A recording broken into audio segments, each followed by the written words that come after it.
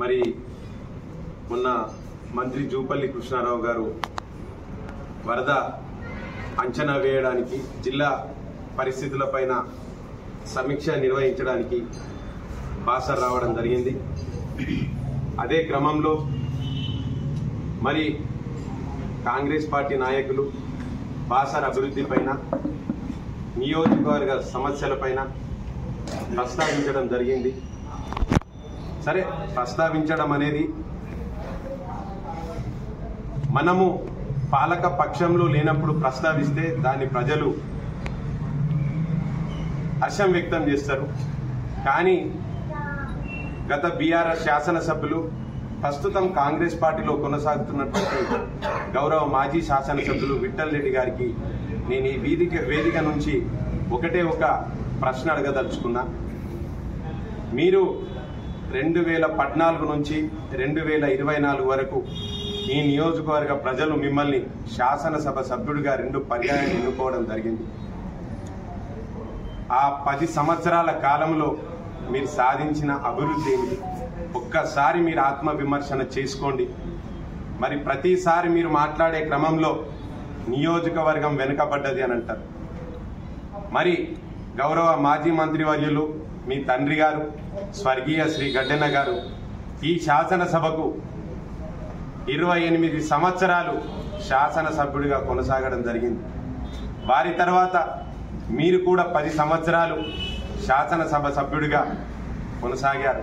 దాదాపుగా ఈ నియోజకవర్గంలో స్వాతంత్రం వచ్చి నుంచి సగానికి పైగా కాలం మీ కుటుంబమే ఎమ్మెల్యేగా కొనసాగారు.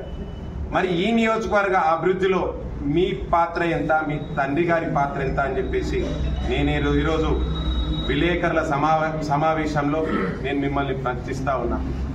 ప్రతిసారి మొన్న మీ నాయకులు ఒక మాట చెప్పారు, ఈ నియోజకవర్గంతో పాటు నిర్మల్ జిల్లాలో 300కు పైగా గ్రామాలు 300కు పైగా దేవాలయాలు మేము అభివృద్ధి చేశామని చెప్పి మాట్లాడారు. సంతోషం, అభివృద్ధి చేశారు. సంవత్సరానికి 40 కోట్ల పైగా ఆదాయం ఉన్నటువంటి మన దేవాలయం బాసర దేవాలయం. మరి మీరు ఉద్దేశపూర్వకంగానే బాసర దేవాలయాన్ని అభివృద్ధి పరచద్దనుకున్నారనే విషయాన్ని నేను ఈరోజు ఈ వేదిక మీదుగా ప్రశ్నిస్తా ఉన్నా. భారతదేశంలో 2 సరస్వతి ఆలయాలు ఉన్నాయి. మరి ఒకటి తీవ్రవాద ప్రాబల్యంతో అక్కడ యాత్రికులు కానీ భక్తులు కానీ పోవడానికి అవకాశం లేదు. రెండో అవకాశం ఉన్నటువంటి దేవాలయం బాసర దేవాలయం. మరి 40 కోట్ల పైగా ఆదాయం ఉన్నటువంటి దేవాలయాన్ని మీరు విస్మరించి మరి మిగిలిన 300 దేవాలయాలు మేము అభివృద్ధి చేశాడ మండలంలో ఆంతర్యం ఏమిటని చెప్పేసి నేను మిమ్మల్ని అడుగుతా ఉన్నా. మరి ఇంకొకరు అంటారు 300 దేవాలయాలు అభివృద్ధి చేశాం. మరి నిర్మల్ జిల్లాలో ఉన్నటువంటి దేవాలయాలకు కార్పస్ ఫండ్ లేకుండా వితౌట్ కార్పస్ ఫండ్ తోటి 100% దేవాలయాల నిధులతోటి ఏదైతే సిజిఎఫ్ నిధులుందో కామన్ గుడ్ ఫండ్ ఆ నిధుల కింద అభివృద్ధి చేశారు. మరి ముదోల్ నియోజకవర్గంలో ఎందుకు 10% 20% నిధులు గ్రామాల నుండి కట్టించుకొని మీరు దేవాలయాల్ని అభివృద్ధి చేశారు? దీని మీద సమాధానం చెప్పాల్సిన అవసరం ఉంది. మరి మీరు మా నాయకులు బాసరలో ప్రతి క్షణం మిమ్మల్ని ప్రశ్నిస్తా ఉన్నారు. బాసర అభివృద్ధి విషయానికి వస్తే నేను ఒక విషయం అడగదలుచుకున్నా. బాసరలో కేంద్రీయ విద్యాలయం 2020వ సంవత్సరంలో మంజూరైంది. మరి ఆ కేంద్రీయ విద్యాలయం కేంద్ర ప్రభుత్వం ఏం కోరింది? మీరు తగిన భూమి చూపించండి అని అడిగితే మీరు భూమి లేదని చెప్పేసి ఆర్డీఓ గారు ప్రభుత్వానికి నివేదిక పంపించడం జరిగింది. మా శాసనసభ్యులు గౌరవనీయులు పెద్దలు రామారావు పటేల్ గారు గెలిచిన తర్వాత మరి బాసర నాయకులందరూ సార్ మా కేంద్రీయ విద్యాలయం మీరు ఏర్పాటు చేయాలని చెప్పి వారందరూ వచ్చి ఇక్కడ కోరితే తప్పకుండా మీ వంతుగా మీరు ప్రభుత్వ భూమి ఎక్కడుందో వెలికి తీయండి అని చెప్పిన క్రమంలో మాకు అక్కడ ఉన్నటువంటి పెద్దలు సతీష్ అన్న కానీ ఆ గ్రామస్తులందరి మా భాజపా నాయకుల సహకారంతో ప్రభుత్వ భూమి వెలికి తీస్తే ఇప్పటి అవసరాలకు 5 ఎకరాలు, రాబోయే అవసరాలకు 5 ఎకరాలు, టోటల్ 10 ఎకరాలు భూమి కేంద్ర ప్రభుత్వం ఏర్పాటు కొరకు ఇక్కడ భూమి ఉందని చెప్పేసి మా నాయకుడు తీసిన ఘనత మా నాయకుడిది కాదా అని చెప్పి ప్రశ్నిస్తా ఉన్నా. మరి మీరు ఇక్కడ భూమి లేదు అని చెప్పి నివేదిక ఇచ్చి ఎవరి మెప్పు కోసం, ఎవరి స్వార్థం కోసం ఆ కేంద్రీయ విద్యాలయాన్ని నిర్మల్ తరలించాలనుకున్నారు? దీనిపైన కూడా మీరు సమాధానం చెప్పాల్సిన అవసరం ఉందని చెప్పేసి నేను మిమ్మల్ని ప్రశ్నిస్తా ఉన్నా. మరి సోదరుడు చెప్పినట్టు 300 ఓపీ ఉన్నటువంటి ప్రధాన ఆసుపత్రి మన నియోజకవర్గంలో ప్రధాన ఆసుపత్రి బైన్సా ప్రధాన ఆసుపత్రి. ఆ ఆసుపత్రిలో ఈరోజు 600కు పైచిలుకు ఓపీ రావడం జరుగుతుంది. మీరేమంటా ఉన్నారు? మా వాళ్ళని తీసేశారు. పనిచేయ వాళ్ళని ఎక్కడైనా కంప్లైంట్లు వస్తే ఆయన చైర్మన్గా అక్కడ చర్యలు తీసుకోవాల్సిన బాధ్యత ఆయన పైన ఉంది. ఆ క్రమంలో ఏదైనా చర్యలు తీసుకున్నారు కావచ్చు. కక్ష సాధింపుల ధోరణికి ఎన్నడూ రామారావు పటేల్ గారు పోలేరు. ఒకవేళ కార్యకర్తలు ఎవరైనా వస్తే అది పద్ధతి కాదని చెప్పి మందలించినటువంటి ఘనత మా రామారావు పటేల్ గారు. అంతేకాదు, మీరు ప్రభుత్వం నుంచి తెచ్చింది మీరు చెప్తా ఉన్నారు, మేము ఆ యూనిట్ తీసుకొచ్చినాం ఈ యూనిట్ తీసుకొచ్చినామని. సొంతంగా తన జన్మదినం రోజు మా డాక్టర్ సతీష్ పవార్ గారు తన సొంత డబ్బులతోటి 15 లక్షలతోటి ఆసుపత్రిలో సామాగ్రిని, బెడ్లను, ఐసీయూ యూనిట్లను నెలకొల్పినటువంటి విషయం వాస్తవం కాదా అని చెప్పేసి నేను మిమ్మల్ని అడుగుతా ఉన్నాను. చివరిగా కేంద్ర ప్రభుత్వం ఏమి ఇచ్చిందని చెప్పేసి ప్రశ్నిస్తూ ఉన్నాను. ఈ నియోజకవర్గంలో బాసర నుంచి మొదలుకొని కల్లూరు దాటే వరకు ఈ జాతీయ రహదారి కేంద్ర ప్రభుత్వం వేసింది కాదా అని చెప్పి నేను ప్రశ్నిస్తా ఉన్నా.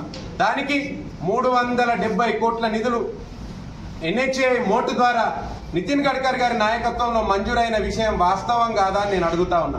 అదేవిధంగా మొన్నటికి మొన్న CRIF కింద 33 కోట్లు ముదోల్ మండల కేంద్రం నుంచి పంచగూడ వరకు కేంద్ర ప్రభుత్వ నిధులతోటే కదా ఆ రోడ్డు నిర్మాణం జరిగింది.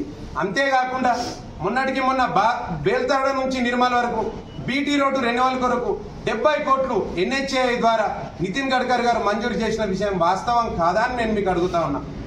ఈరోజు పొద్దున్న లేచి నుంచి మీ భజన మీరు చేసుకునే నాయకులు, మీ డప్పు మీరు కొట్టుకునే నాయకులు, మీ గ్రామాల్లో వేసిన మురికి కాలువలు అనుకోండి, మీ గ్రామాల్లో చివరి క్షణాల్లో గౌరవంగా ఒక మనిషికి జరగాల్సినటువంటి ఏదైతే చివరి కార్యాలు ఉంటాయో ఆ కార్యాలు జరపడానికి శ్మశాన వాటికలు నిర్మించిన డబ్బులు కేంద్రానివి కావా అని చెప్పేసి నేను అడుగుతా ఉన్నా.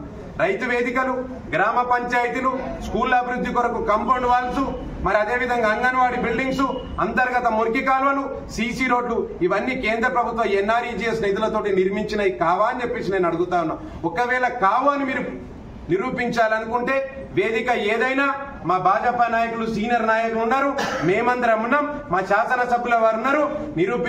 మీరు నిరూపిస్తే కేంద్ర ప్రభుత్వ నిధులతోటి అభివృద్ధి జరగలేదు ఈ నియోజకవర్గంలో నిరూపిస్తే మీరు దేనికి సిద్ధమన్నా కానీ మేము దానికి సిద్ధంగా ఉన్నామని చెప్పేసి ప్రశ్నిస్తా ఉన్నాం. అంతేకాదు, ఆరోపణలు మానుకోండి. గౌరవంగా ఈ జనాలు మీకు 10 సంవత్సరాల అవకాశం ఇచ్చారు, మీరు దాన్ని నిరూపించుకోలేకపోయారు. ఈరోజు రామారావు పటేల్ గారు 20 నెలలు తను గెలిచి 20 నెలల కాలంలో ఎన్నో రకమైన సంక్షేమ పథకాలు చేసినటువంటి ఘనత మా రామారావు పటేల్ గారికి దక్కింది. మీకు కావాలంటే అభివృద్ధి విషయంలో మా సోదరులు ఇద్దరు చెప్పినట్టు ఎప్పుడైనా చర్చకు మేము సిద్ధంగా ఉన్నాం. వేదిక ఏదైనా మా నాయకులందరూ కలిసి వస్తాం. ఇంకో విషయం మీకు హెచ్చరించదలుచుకున్నా, ప్రతిసారి మా కాంగ్రెస్ ప్రభుత్వ నిధులు అంటారు. భారతదేశంలో ఉన్నటువంటి పార్లమెంట్ సభ్యులు, మా పార్లమెంట్ సభ్యులు నగేష్ గారు ఉన్నారు, ఆయనకు 5 కోట్ల నిధులే ఇస్తారు. అక్కడ వేరే నాయకులు సిఫారసుకు అవకాశం ఉండదు. పక్కనున్నటువంటి వరంగల్ పార్లమెంట్ సభ్యులు కడియం కావ్య గారికి కూడా అదే 5 కోట్ల నిధులు ఇస్తారు. నాగార్జున శాసనసభ్యులు కందూరు రఘువీర్ రెడ్డి గారికి కూడా అదే 5 కోట్లు ఇస్తారు. వారు చెప్పుకుంటున్నారు, మేము పోయి చెప్పుకుంటున్నాం అక్కడ 5 కోట్లు ఇస్తున్నామని. గౌరవంగా కేంద్ర ప్రభుత్వం ఎన్నికైన ప్రతి పార్లమెంట్ సభ్యులకు, రాజ్యసభ సభ్యులకు 5 కోట్లు ఇస్తారు. వాళ్ళ ఇష్టానుసారం ఖర్చు చేసుకునే వెసులుబాటు రాజ్యాంగం వాళ్ళకు కలిగించింది. ప్రతిసారి మీరిచ్చే SDF నిధులు, మీరిచ్చే